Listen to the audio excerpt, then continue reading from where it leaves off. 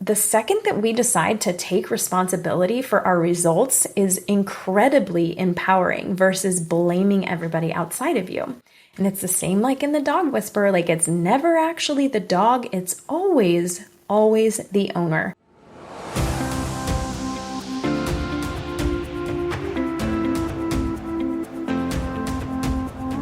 You are listening to the Beyond the Classroom podcast, a podcast for burnt out teachers who know something's gotta give. After teaching for 14 years and feeling completely burned out for way too long, in May of 2022, I made a big decision and left the classroom. I now help burnt out teachers like you take back balance and joy so you can wake up every day loving your life.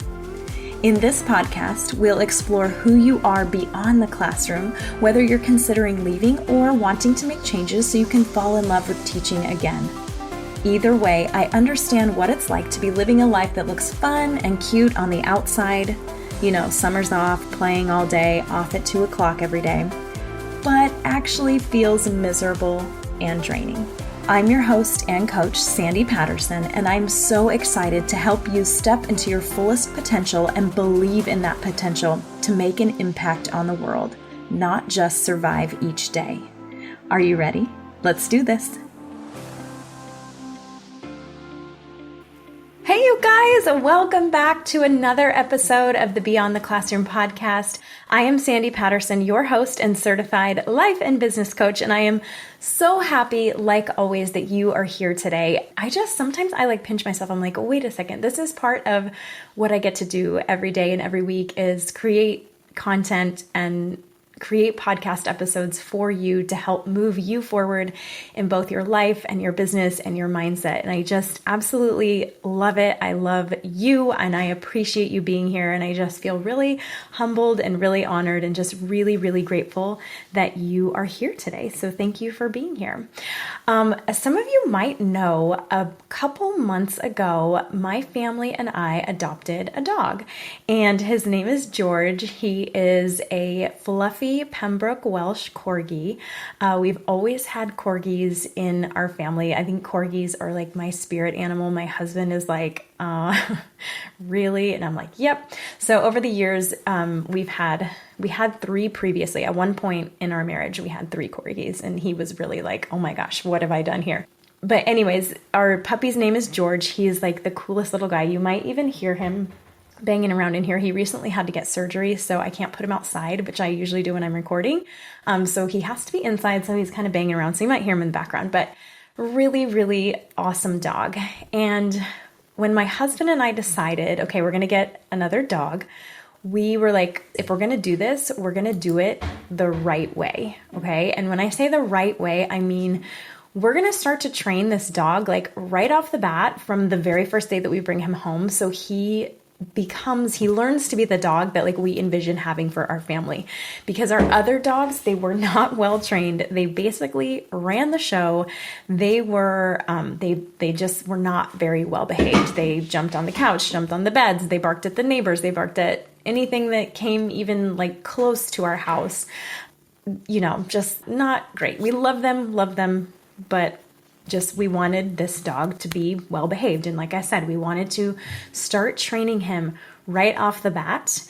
So he learns to become the dog that we envision for our family. So when we decided to adopt this dog, my husband got really into those Caesar episodes, the dog whisperer episodes. He has a series on Netflix, and it's just him like working with all of these different dogs and the problems or issues that the dogs and the owners have. And so we have kind of been watching it to, get tips and figure out how to, best train our dog, best train little George. So as I was watching this, we've been watching this for quite a while now, as I was watching this, I realized that a lot of things that he teaches to dogs and dog owners is so relatable to business. And I'm going to talk through why. And this was really, really interesting for me to kind of see this in action, but in a totally different space, a different area, he's not teaching business. He's teaching owners how to be good owners and the dogs to be great dogs. So I'm going to talk you through today kind of the things that I noticed and the things that I picked up from this and how it relates to business. Because most likely if you are here, you are running a business, or you're in those beginning phases, or maybe you're a little bit farther into your business. But either way, even if you don't have a business today, all of these things are definitely going to relate. Like you'll be able to relate to all of these things if it's just even in your life in general. Okay. So there are four main things that I took. Oh, maybe there's five. Five main things that I took away from from these episodes and kind of that I've just been compiling and seeing how they connect. So the first thing is your energy is literally everything. Everything. And when I say energy, I mean like what vibes you are putting out into the world. Like you might not even be in person with someone. You might be sending a text message. You might be creating a social media post. You might be creating a podcast episode, or even like a funnel, or creating a program or an offer.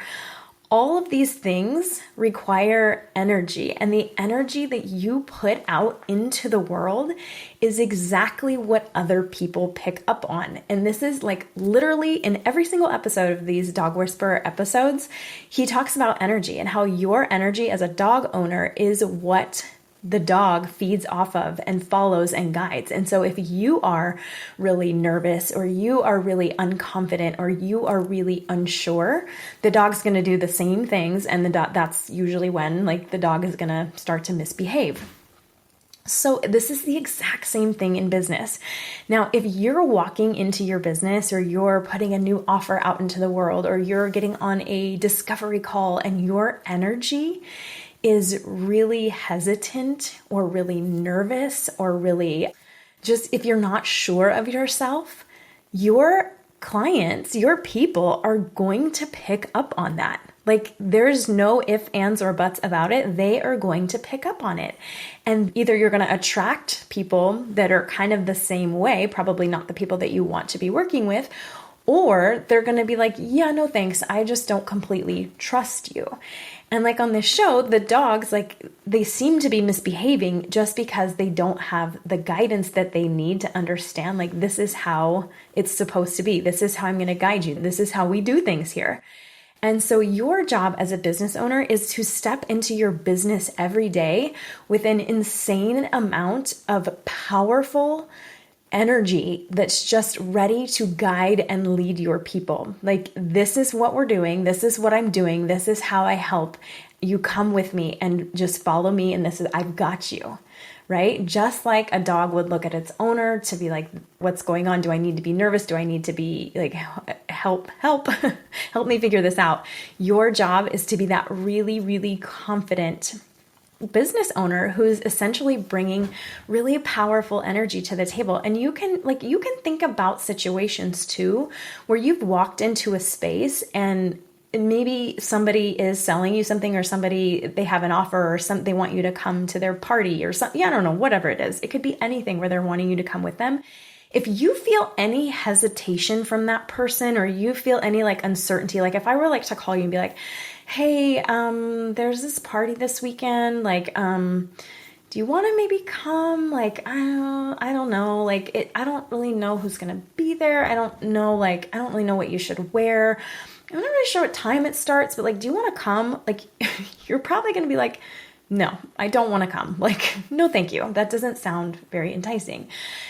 Same, flip that coin. Okay, there's a party this weekend. It is going to be so much fun.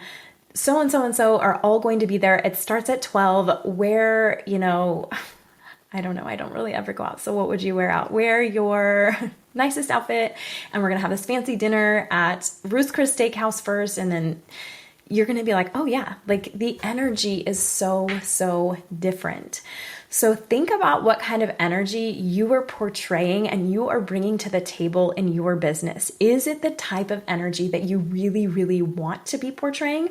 Or is it a growth edge for you? Is it somewhere where you're like, oh, I really could step into this a little bit more. I really could be a leader more. I really could work on being just more confident around my offers, around what I do to help people, and about how I serve my people. So that's the first thing. Your energy is everything, okay? Number two, it is really all about intentions. And I talk about intentions a lot with my one-to-one coaching clients and also in my group program, Biz Builders. Your intentions are so incredibly important. So anytime you sit down to do anything in your business, what are the intentions? And I'll give you an example of this, but as far as like in dog training and like the dog whisperer, it's like you have to have an intention. So like if I'm going to take George for a walk, my intention is that he's going to go for a walk, he's going to get exercise, and he's going to walk right, you can probably hear him right now. You're going to walk right next to me and we're going to like, this is how we behave. There are intentions there. The same goes for business. And I was just talking to a client about this, one of my Voxer clients this morning, and she was saying, well, I'm experiencing this thing in my life right now. And it dawned on me that I should probably create some content around this, but I don't want to because there's a lot of shame around what I'm going through. And I don't want people to think that I don't have it all together or that like I don't know what I'm doing. And I was like, girl, this is all about your intentions. There is a difference here between creating a post for you to just get on and complain about this particular situation and complain about, what's happening to you and complain about how this, that, and the other, versus an intention of coming from a space of trying to help someone who's going through the same thing and sharing it, not to complain or not to like Debbie Downer or whatever, but to share it in the hopes that it reaches someone. Well, it will reach someone that needs to hear it and that will be really, really appreciative and they're going to say like, oh my gosh, me too, but nobody's talking about that. Oh my gosh, me too. I'm thinking the same thing, but I thought I was the only one. So your intentions in your business are so, so important. You shouldn't you shouldn't ever be doing anything in your business just to do it or just because somebody told you that you should do it. There should be a very, very clear and distinct intention to every single thing you do. Everything. I create intentions about before I do anything in my business. Like before I started recording this podcast, I took just a second, took a nice deep breath, and my intention is that exactly this reaches somebody that needs to hear it today, that it helps somebody take even just one step forward or think about something just a little bit differently than maybe they were before. If that's the case, then I feel like I succeeded. That's my intention. And I know putting this out into the podcast world with that intention is going to it's just putting it out with that better energy and that intention. So think about your intentions in every little thing that you do in your business and come back to that. Your intentions are always going to be tied to service and helping people and, again, moving people just one step forward or helping somebody, helping connect, helping build a relationship. Your intentions are so, so important. Okay. Now, number 3 is all about patience. I cannot stress this enough. And I will tell you, like, patience in training a dog can be trying. I know a lot of you too are teachers as well. You have the patience of a saint. I taught kindergarten for a long time, and you have to have an immense amount of patience. In your business, you also have to have an immense amount of patience. And this is because a lot of the things that we do in our business, we don't see the rewards or we don't see what we want to see immediately. Business building is really a lot of seed planting seeds here and there, and then nurturing those seeds, watering those seeds, giving those seeds sunlight, pulling the weeds, from the garden or from the ground. And then eventually one day you see what you were hoping to see is that beautiful flower or that beautiful fruit tree. But it doesn't happen overnight. And so many things in business require patience and require that seed planting. I remember when I first started my business, when I first started running my business, my husband would come home and he would be like, hey, how's it going? Like, what did you do today? And I would like list all of these things that I did in my business. but it never felt like enough because I didn't ever have anything to show for it. Like I didn't have a new client. I didn't have any more money in the bank account. I didn't have like all of these things that I was hoping to have. I didn't have those, but I was planting the seeds. And this is where a lot of people, I think, quit, right? And they quit because they think that things aren't working, but really underground, everything is working. I just heard recently on a podcast episode that a bamboo tree or a bamboo shoot, like it can take 6 to 7, 8, 9, sometimes longer years before it shoots up out of the ground. So it's working underground, and then eventually it just seemingly pops up out of nowhere. But all of the work, everything that you've been doing in your business has been working in the background, and it's doing what it's supposed to be doing. It just takes patience. And this is the same like with dog training, right? Like you have to just have patience and you have to stick with it. Otherwise, it just doesn't work. So I think a lot of people in business fail because they don't understand the patience required to stay in it when it seemingly feels like nothing is working or like the thing isn't working. I did the thing, I planted the seed, I watered it, and a week later, like nothing's happening. Well, you got to give it a little bit more time. You got to just stick with it. Otherwise, if you stop watering it, if you walk away from it, if you cover it up with, I don't know, rocks or dirt or whatever, I don't really know much about gardening. So, it's just not going to grow. So you stick with it. You're patient, even when it feels like it's not working, because it is. It's working underground, just like the bamboo plant. Okay. Number 4 is it's your fault, not external circumstances. So this pretty much happens in every one of these dog whisperer episodes where the person comes to Caesar and they're like, this dog is so bad. This dog is so misbehaved. This dog has this issue. And every single time he's like, no, it's not the dog, it's actually you. So this relates to business because no, it's not the external circumstances, it's you. And I will give you some examples of this, but it's really never, like, the more we waste time blaming external circumstances for our results, the more time we waste, okay? That's just straight up. Here's an example of this. So, I post something on social media. I could go one of 2 ways. The first way, where I'm blaming external circumstances and I say, oh my gosh, my post didn't perform. Like, nobody likes me. Like, oh, what's wrong with people? Why are they not liking my thing? Like, what's wrong with them? Like, why? Okay, no. I'm going to flip that back on me. It is my fault. Like, this is my fault. And not that nobody needs to be at fault. Like, I'm just using this term here. It's my fault because I'm not creating content that is engaging enough or that is hitting people in that right way or that is making people stop and go, what is she talking about? So I'm going to use that instead of being like, what's wrong with people? I'm going to be like, I'm going to use this as data. Okay, this post didn't do very well. Let me kind of dissect this and figure out why, and let me try something differently next time. That is so much more productive than sitting in like the woe is me when nobody liked my post type situation. Okay, so that's one example. Another way you could look at this is, I'm not signing up clients like I want to, or I launched this thing and nobody's signing up for it. I could say, oh, what's wrong with people? Like, people just don't want to spend money. Like, people are just, being stingy and they don't want to spend any money. Like, oh, this is, what's wrong with those people? No, it's not their fault. It's my fault. It's my fault because I am not clearly providing enough information to them about the value of how this is going to transform their life or their business or whatever it is. That's on me. That's not on them. That's on me. So if something doesn't perform or if something doesn't, sell or happen like I anticipated, it's not on them. It is on me. I get on a sales call and the person doesn't decide to move forward or work with me. I don't get off that call and go, oh, that person's so lame. Like, what was wrong with them? Why didn't they want to work with me? Oh, nobody wants to work with me.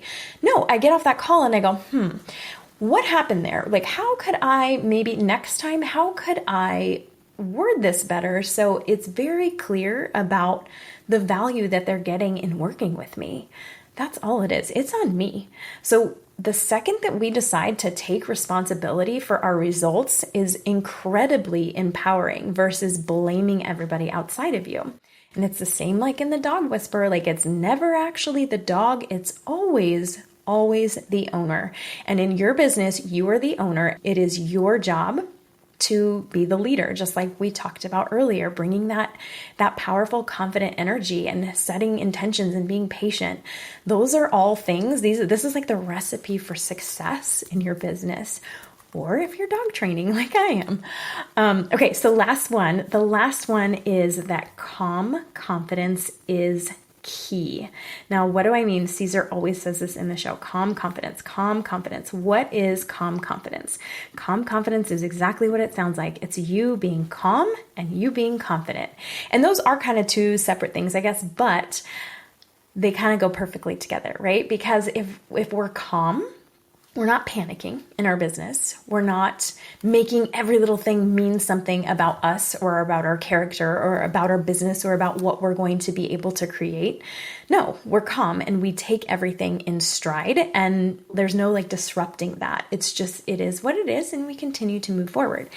And then confidence, of course, like we talked about before, if you're not confident in what you're selling or what you're doing, nobody's going to buy it. Okay.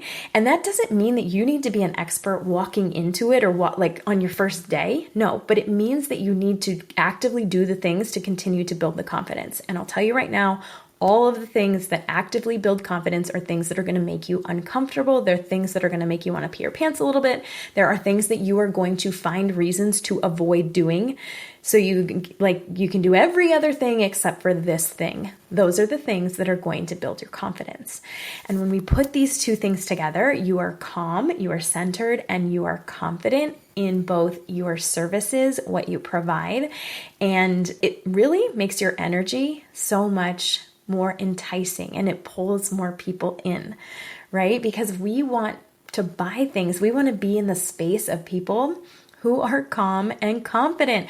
I can literally think of people right now in my life when I really started paying attention to like energy and other people's energy and my energy and how I'm feeling and what energy I'm giving off. There are certain people that I could tell you right now, like I know just stepping into a room with them, like they don't even have to say anything. It's going to drain my energy for various reasons. And I don't want to be in a space with those people. Like I want to be in a space with people that uplift me, that are confident in what they're doing, that are calm, that are not like constantly in like frazzle mode and oh my goodness, like that really drains me. So when I look for people to work with, I'm looking for people who exude this calm confidence. Just like Caesar always says, you have to have calm confidence when you're walking your dogs or when you're training your dogs. Like that's just because you are the leader. And in your business, you are the leader. You are the one that people are looking to for support, for guidance, for your knowledge and your expertise. And you have all of those things already in you right now in this very moment, wherever you are perfect. You are exactly what your people need. And so stepping into that with calm confidence is exactly what's going to really push your business forward. And I probably guarantee you too, putting all of these things together is going to increase your sales. So today we talked all about how the dog whisperer episodes, how they relate in so many ways to business, and so many of his key points relate to us working in our businesses. So to recap, the first one is your energy is everything. Number 2, it's all about your intentions, making sure that you're setting intentions before you do anything in your business. Number 3, it's having patience, and trusting the process, trusting that the things that you're doing that don't look like they're quote unquote working are actually doing exactly what they're supposed to be doing. And all of these great things are coming to you. We talked about how number 4, it's your fault. It's not the external circumstances. So taking radical responsibility for our results can be very, very empowering, and not blaming it on other people, not blaming it on the economy, not blaming it on this, not blaming it on that, but turning it inward and being like, how can I be better? How can I show up better? That is power. And then the last one, number 5, is that calm confidence is your key to success in business and attracting those dream clients. Okay, first, I would like to hear a lot of things. I would like to hear if you watched The Dog Whisperer. It's so good. I would love to hear which one of these really resonates with you or which one you really pops out to you and stands out to you. So please feel free to shoot me a message over on Instagram. You can email me. Like I said in the beginning, I'm just so humbled that you stick with me. You guys have stuck with me through all of these episodes, and I hope that they are so helpful to you. I also added in the show notes, if you guys have an idea or a question for a future topic, you can leave me a little voice note down there. So the link is down there. And as always, if you enjoyed this episode or you've enjoyed previous episodes, please feel free to screenshot it, share it on Instagram, tag me in it. I want to hear what you have to say.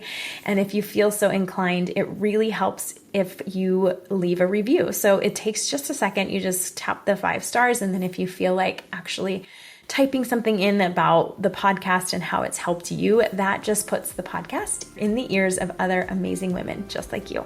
So thank you for being here today. I hope you have a wonderful rest of your day or evening, and I will see you back here for another episode, same time, same place. Bye. Thanks so much for listening to this episode of Beyond the Classroom. If you know something has to change and you're ready to take the next step to make it happen, whether it's in or out of the classroom, let's talk it through together. Schedule a no-obligation chat with me and we can talk through where you're stuck, how to get you unstuck, and how to keep you moving forward. Schedule your free call today by clicking the link in the show notes. I can't wait to connect with you.